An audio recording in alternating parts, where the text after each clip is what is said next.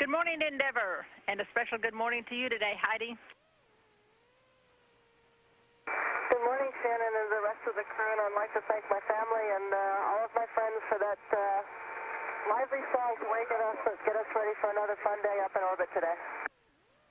And I agree, that was a great song. That music was in the Ukrainian language.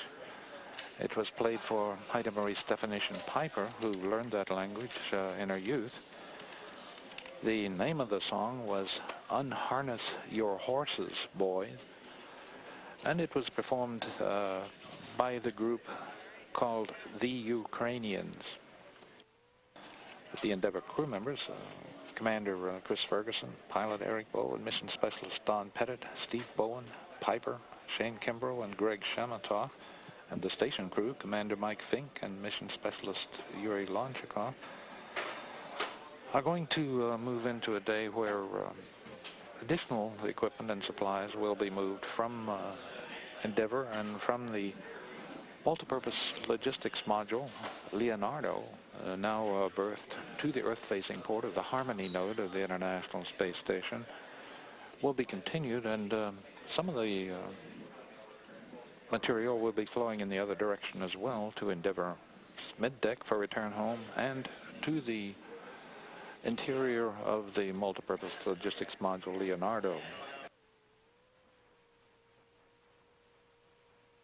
From Mission Control Houston, there is a good look at the exposed facility berthing mechanism, which is located on the back porch of the Kibo module, the Japanese experiment module that was delivered back in June on the STS-124 mission. This essentially is a latching mechanism that will be used to connect what is called an exposed facility. Basically, that exposed facility is a pallet that will contain experiments for the Japanese Aerospace and Exploration Agency, JAXA, that will be attached to the Japanese module for long-duration exposure to the environment of space for a variety of different disciplines. Today there will be a comprehensive checkout of that latching mechanism conducted by Mike Fink as he runs through a series of procedures monitored by Sandy Magnus, who will be working alongside Fink as they test the various latches, the connections, umbilicals, data connections. That will be a process that will be ongoing for several hours this morning as the expedition crew prepares for the arrival of those final elements of the Japanese segment of the International Space Station next spring on the STS-127 mission, also aboard the shuttle Endeavour.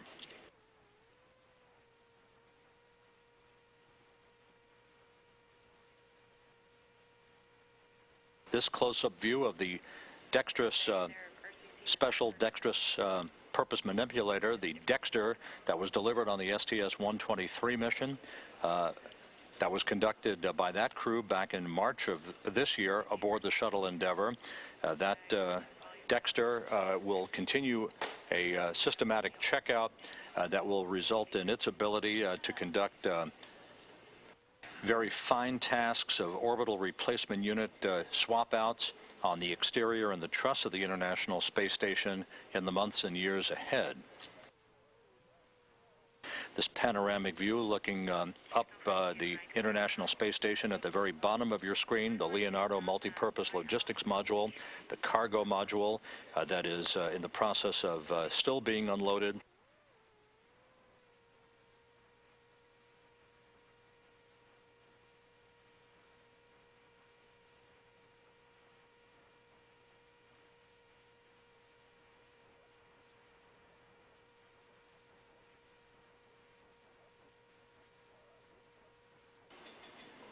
Aboard the International Space Station in the commercial generic bioprocessing apparatus, the heir to Arabella, which was the first Spider to fly in space in the Skylab program back in 1973 and 1974. This one of two Spiders continuing to weave a web, the ultimate World Wide Web up in orbit. These Spiders are being studied as part of one of the biological experiments associated with that commercial bioprocessing apparatus that is housed aboard the International Space Station that arrived on board aboard the Leonardo Multipurpose Logistics Module. Spiders are reported to be adapting well to a weightless environment as they continue to weave their webs. Endeavour and the International Space Station, hear you loud and clear. Good afternoon. It's Mark Carreau from the Houston Chronicle, and I have a question for Mike Fink. I wonder if you could describe your work with the urine processor assembly today and the difficulties and whether these were anticipated by you and just part of a normal startup process or perhaps something a little more worrisome. And Mark, we never know what we're going to get when we first flight test a piece of aerospace equipment. And that's one of the first words they tell us at test pilot school. And as a flight test engineer, I fully expected things not to work perfectly, as no matter how well we plan on the ground or test on the ground, you really need to test fly it. And that's what we're doing here. I think we found a sensor that's not working correctly, so we're going to look into it and see if we can bypass the sensor, replace the sensor. But so far, everything else is looking really clean and looking really good. So we're very hopeful that we can still get the first round of samples through during this mission while the STS-126 and Endeavour is still here. So we're not worried so far, and we got the right team up here if we need any fixes. Hi, it's Bill Harwood with CBS News with a question for Heidi, if I can. Heidi, you've had 2 EVAs now to look at these techniques. I know they talked today about maybe looking at the possibility of using one of the NOAC's guns.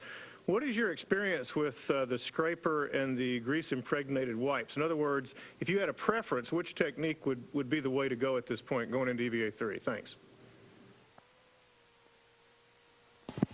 Well, Bill, I think at this point, having looked at both the NOAC's gun and also, as you mentioned, having 2 EVAs under my belt so far, I think the greased wipes seems to be the most practicable way to go. The wipes do lay down quite a bit of grease on the surface, and it's sufficient grease to be able to scrape up the debris that's there. It requires a little bit more meticulous work because you don't have quite as much grease there, but it is sufficient and you can get by. And that's the way we're going to press going into EVA 3. And definitely having 2 EVAs, I've learned a lot of things. I've changed my techniques by the end of EVA 2. So I'm ready to go into EVA 3 and get going. Gina Sinceri, ABC News for Don Pettit. Don, the space station has changed since your last visit. What are your impressions of the new improved space station? Well, when I first came on, it was almost as if I'd never left the place. It's got a few more modules stuck on there. There's more places to float around. Node 2, where we currently are, is an amazing place because of the 6 ports. We have 5 things attached.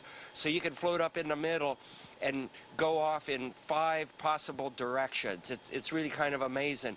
But in terms of just working, floating around, translating, and being here, I feel like almost as if I'd never left.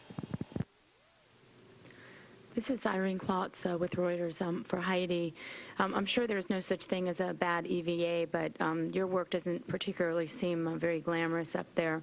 Can you just describe a little bit about what it's like to actually be working inside this Sarge and just if you're able to poke your head out and get a view at all? Thanks.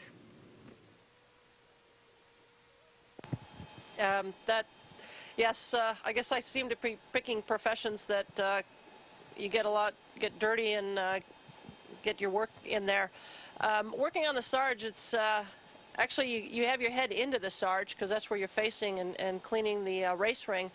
Yeah, occasionally you do look up and look out and see where you are and try and figure out where you are in the Earth. But your main task outside is to go do the work, and it requires a lot of discipline to keep all your tools together, to keep all the keep on your tasks. There's a lot of little things to do, and yeah, as you mentioned, there's no bad EVAs. Any EVA is a good EVA, and you just take what comes your way. This is Robert Perlman with CollectSpace.com for Chris Ferguson. Last night, a bunch of employees here for JSC had a chance to celebrate the 10th anniversary of the ISS, and we saw some video that you and Mike sent down. Did you and your crew and the station crew have a chance to take a moment and mark the occasion, and if so, how did you do so? Hey, Robert, yes, we did. We were invited over to the service module, so all 10 of us collectively as 2 different crews to get together and share some of the stories and some of the experiences we've had over the past 5 days of our dock mission. So, and we did. We reflected on the fact that the station has been on orbit for 10 years and that it's been manned in some of these modules for 8 years. And just looking around the service module, it does look lived in. So it's a living, breathing entity, and we had a great chance to enjoy some of the culture associated with it last night. This is Mark Carew from the Houston Chronicle again. I have a question for Heidi. I'm wondering how you assess the work on the Sola Alpha rotary joint so far. Are you feeling confident that you and your colleagues can clean the right one and service the left one as well? Will you have enough time? Is the process sort of going at a pace that you can manage and finish? Well, right now it looks like it's going to be challenging tomorrow. We have a lot of work to do. Still a lot of the trundle bearing assemblies to change out and a lot of the race ring to clean. But it was interesting yesterday going out on EVA 2 because they had rotated the Sarge so that cleaned race ring could get underneath the DLAs, and we wouldn't have to remove the DLAs to clean under there. And so it was kind of interesting to look and see how the grease had spread because one of the covers is still removed, and so that was kind of interesting to see. So it is doing something. We're putting in all new bearings, and so we'll see tomorrow. Steve and I will be very, very busy out there cleaning the rest of the race ring and replacing the other trundle bearings, and after that we'll see what difference there is in the Sarge. And then on EVA 4, Shane and Steve go out and lubricate the port ring, so that we don't have the same problem on the port ring that we have on the starboard ring. It's Bill Harwood again with a question for Sandy Magnus. You've been up there for a while. You guys have been growing great guns around the clock and all, but I was wondering what your impressions are, you know, how you're looking ahead at the increment that you're about to embark on. How's life on the station for you? Life on the station is great. This place is absolutely huge, and as Don mentioned, because there's so many things docked in Node 2, you can fly through here and get disoriented really easily. I've gotten settled in my sleep quarters, and I've got a routine developed. It's really busy with these shuttle guys here, and I think Mike and I and Yuri will be busy for a while after they leave, just packing stuff up and putting stuff away and keeping track of the water system. So I expect to go pretty hard at least till Christmas, and then we'll see what happens after the new year. This is Irene Klotz for Greg. You're going to be coming home to a world that's far different than when you left. Your bank may not be in business anymore, and you probably don't want to look at your 401k. And there's an awful lot of people lining up for some money from the government, aside from NASA.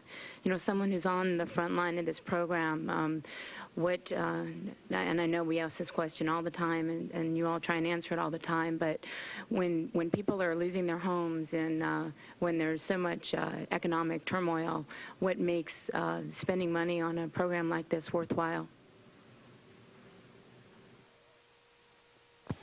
Well, you're right. You know, the world has changed a bit while I've been up here, and it's been, you know, amazing to watch it. You know, and it's affected me this far away as well, too. We had to replace the roof on our house after Hurricane Ike, and we've been watching the news and, you know, the elections. We participated in the vote from on board, and constantly following the economic crisis, which, of course, is going to affect all of us, you know, on the ground. And but you know, the one thing that really stands out here for me is you know, the interesting thing is this whole space station, this massive complex, and you know, as impressive as it is, it's running free on solar power the whole time. You know, a lot of the technologies and the capabilities that you know are going to lead us to the future are out here, and we developed them as part of the process of building the space station and exploring. And so I really feel that you know, the investment in this is going to help solve a lot of the problems we have back on Earth in the future. So I think of it as an investment in the future, and you have to save for a rainy day, and you have to invest in the future, even if it's a tiny percent, which the budget is that we have for NASA. It's very important. Jill Tolk, the Appeal Tribune in Silverton, Oregon. I have a question for Steve and then the same quick question for Don. What experiences or feelings from this flight, when you have time to breathe, would you want to share with the people in your hometown?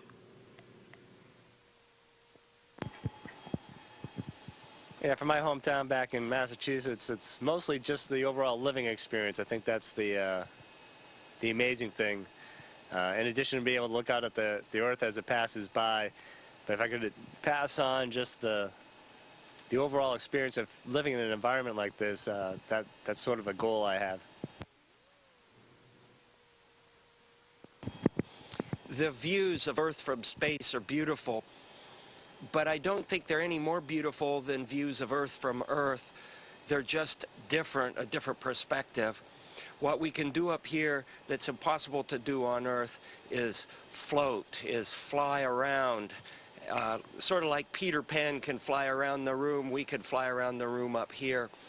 And that's one of the most amazing things that we can do up here. It's the weightless environment which is given to us from being in orbit around Earth. That I think is the most wonderful aspect about this place.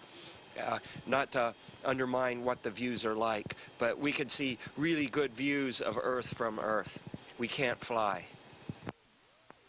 Robert Perlman with CollectSpace.com. For Mike or Sandy, we've enjoyed watching your new pet, the spiders, crawl around. Have you named them?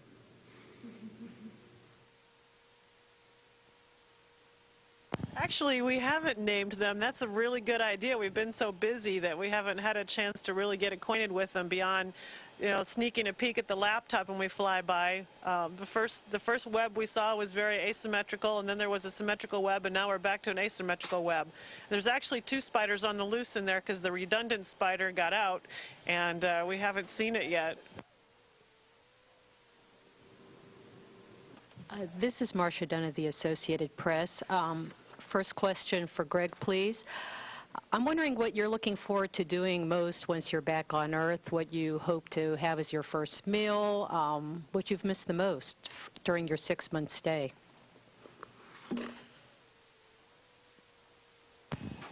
Well, you know, this is a very emotional time. You know, I've lived on the space station for 6 months, and it's become a second home for me, home away from home. And, you know, I really love being here, and, you know, I've really felt that it's a normal thing for human beings to live in space, and it's been a very successful mission for me, and I've really enjoyed every minute of it. My family has been on my mind continuously, and, you know, I think the hardest thing about being up here is being away from my family and my kids, and so the image that I have in my mind as I come back is the reunion with my family. I can't wait for that. I'm wondering what you're looking forward to eating. I know you've got some turkey dinners up there, but still. And my second question, if you could answer that, and then for Commander Ferguson, if undocking remains for Thanksgiving, are you going to move up your Thanksgiving meal to Wednesday night, do you think? And I understand only 6 turkey dinners are on board, so who is opting out, and how do you plan to celebrate?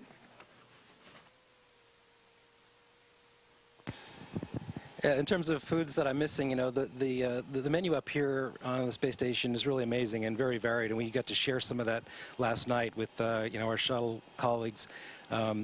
But we don't have cold water, although we will in the future. There will be cold water, and I won't get the chance to enjoy that on the space station. But the shuttle brought up some cold water. So last night actually went over for my first cold drink in 6 months. That was really great, and looking forward to soda, which we can't have on the station.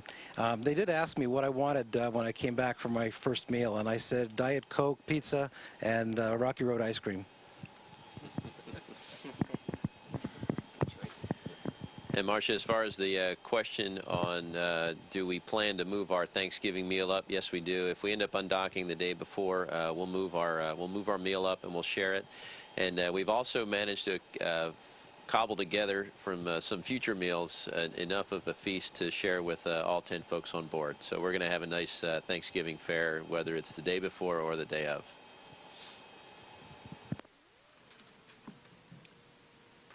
Hi, this is James Dean from Florida today. For Commander Ferguson, we had learned that originally the plan for the testing of the auto track, I think on Sunday, was going to be at a time when the crew was going to be asleep, but you requested that it happen when y'all could be able to watch it unfold, and I just wondered if you could talk about why that was so important for you, for the crew to have that opportunity. Oh, I think it's great. Heidi, Steve, and Shane are just going gangbusters outside, and I think it would be nice just to see a little bit of the fruits of our labor, or their labor, as we try to sarge an auto track for the first time after completing the lubrication all the way around. I mean, we're acutely aware that we're certainly not going to detect any perceptible improvement. However, you know, there are vibration sensors aboard, and it would be nice to not only get the real-time feedback that our actions and our efforts had in fact improved the station, but also it would be great for the crew, I think, to give them a little feedback that hey, we really have come. We had our assignment, we did our job, and the station's better because of it.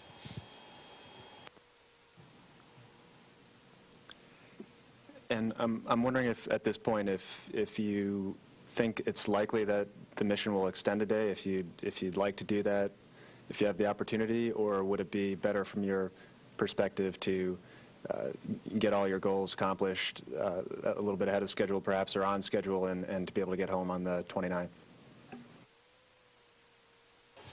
And with regard to the extra day, we did have just a conference not too long ago, and you know, my input is that we are well ahead on transfer. I think we're probably about 25% ahead of where we really need to be at this point, which is a true testament to how hard everybody's been working since we got here. The number one priority in my mind right now is to return the water sample from the regenerative ecosystem, and if we have to stay the extra day in order to do that, we certainly will. Hi, this is Sandra Frederick from the Daytona Beach News Journal. This is for Don Pettit. I was just wondering how summertime sounded from up there. Summertime sounds great up here, and of course as you're orbiting around Earth, it's always summertime somewhere. Okay, and the next question is for Eric and the other first-time flyers. How was your experience of launch, spending time up in space, and are you looking forward to landing?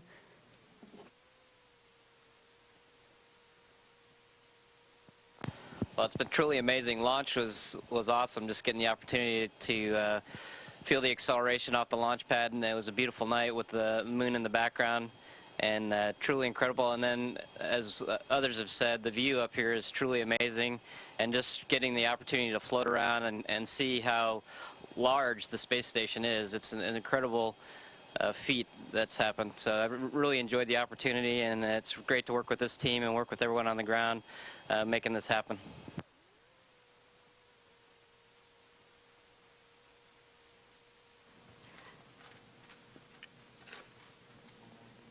And just to add on to what Eric was saying, the ride uphill was just amazing.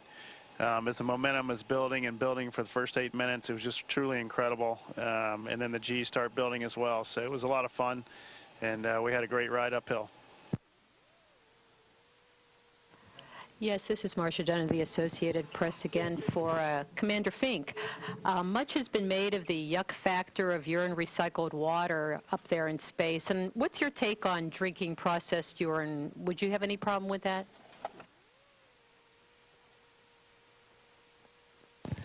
Actually, it goes through such a process that it's no longer urine whatsoever. It's just the water that's taken out, and it's really clean and purified water. In fact, it's probably more pure than most people's tap water. So I'm not afraid to drink it. And there's a lot of things that we recycle aboard the station. We clean our air all the time. It's the same kind of process, and that's what we're really learning, is how to recycle things. And like Greg was saying, this technology of how to reuse our things and be careful with them is really applicable to life on planet Earth. Hi, this is Anna Allen from Defense Media Activity. This question is for Lieutenant Colonel Kimbrough and Air Force Colonel Eric Bowe. How did the training in your respective services prepare you for this shuttle mission, and how would you encourage your fellow soldiers and airmen to reach for the stars? And if we could start with Lieutenant Colonel Kimbrough, please. Well, military training, I think all the services are similar in that you got to be very disciplined, and this is a very disciplined profession as well. You got to know what you're doing, and you need help a lot, and you have teams that work really tough tasks, and it's the same kind of thing that we're doing here on Earth. So from that respect, it's very similar. It's just doing it in a different environment. So the military is certainly prepared as well.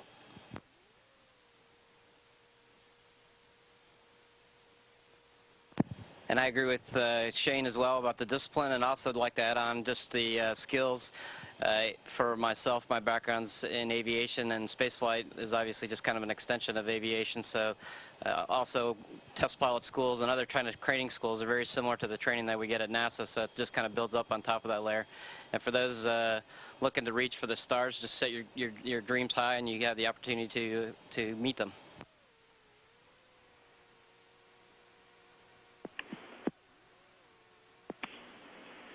This is Specialist Earl Scott from Soldiers Magazine. This question is for Lieutenant Colonel Kimbrough. Do you have a holiday message you'd like to give to soldiers all the way from space? Yeah, that's a great question, and we do. The crew of Expedition 18 and STS-126 want to wish all our soldiers all around the world a happy Thanksgiving. And I know you're away from your families, and we're going to be away as well, so we have that similarity going. But we're very proud of you and proud of what you're doing and the sacrifices you and your families are making.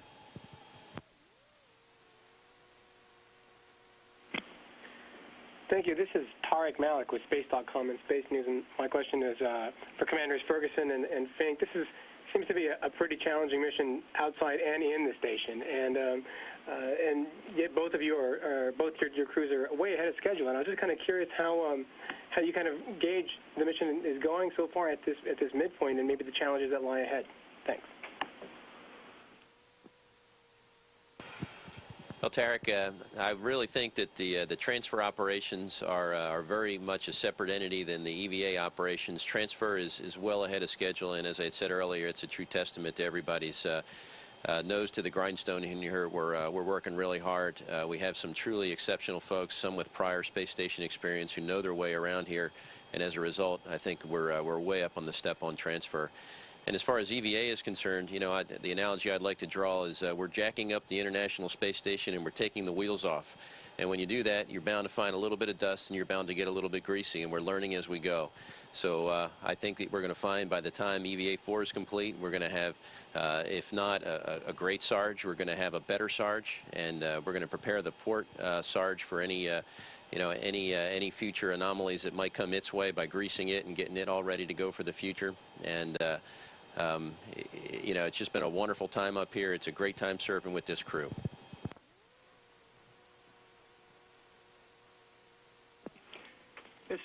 And Tarek, I'd like to commend the STS-126 crew for all their hard work. They're smiling every day. They have such a great level of enthusiasm. It's really contagious. And the Expedition 18 crew is really enjoying working with them. And when you get such a synergy, I mean, we're overcoming every obstacle, and it's just really amazing how much we can get done together and enjoy ourselves along the way. And this is kind of like a highlight of a career when everything seems to be coming together.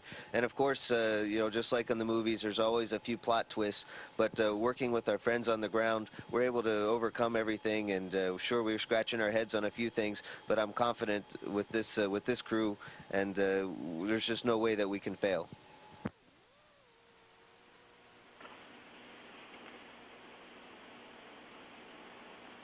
This is Keith Conning from NASAWatch.com. For either of the rookies, up until this point, you've been training in simulators on the ground where you can stand up and sit down. At what point during the mission could you close your eyes and kind of figure out where you are on the station?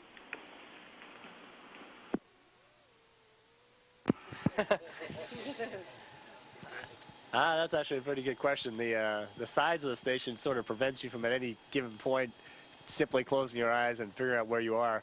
And your orientation can change pretty dramatically when you do close your eyes. So I'm not sure that I'm fully there yet. It's very comfortable being up here, and it's a nice place to visit and hopefully come back again for a longer stay at some point.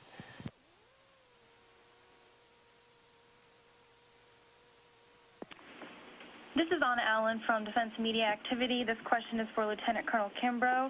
You just had your spacewalk. Can you tell me how it went for you and what it's like?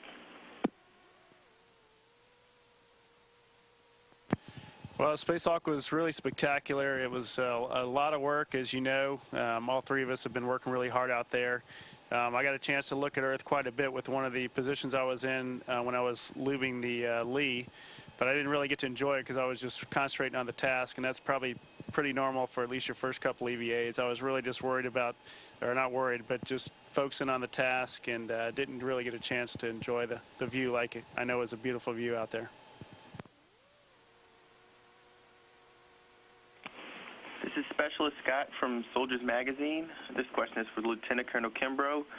What do you think about getting to spend Thanksgiving in space?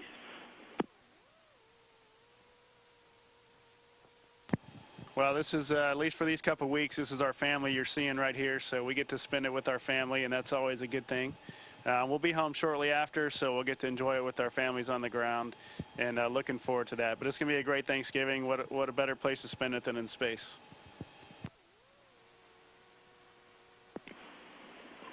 Thank you. This is Tarek Malik from Space.com and Space News again, and I have a question for Greg Chemetoff.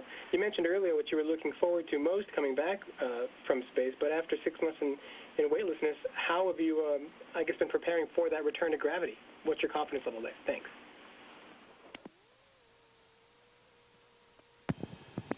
Yes, I'm expecting that the return to gravity is a lot harder than the trip up here. You know, on the way up here, I remember, you know, taking a couple of days to get my space legs, and then it takes about a month before you fully feel like you are completely adapted. But really, within a couple of days, you feel really good, and you know, and then you really enjoy the whole environment of being up here.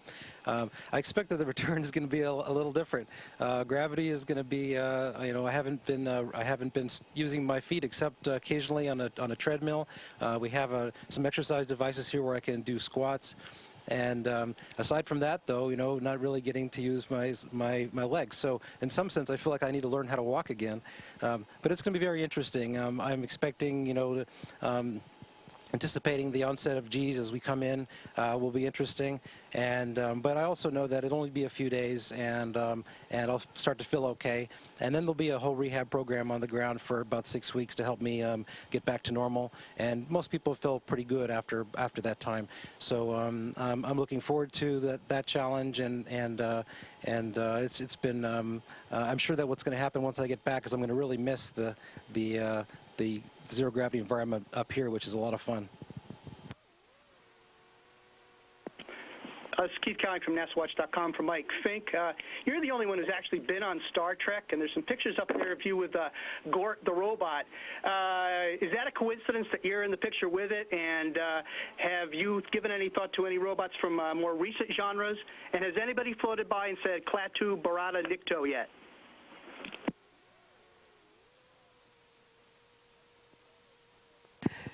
Keith, thanks for the question. It was a complete coincidence. We have apparently, since I came here last, we've added a few new small additions into the different modules.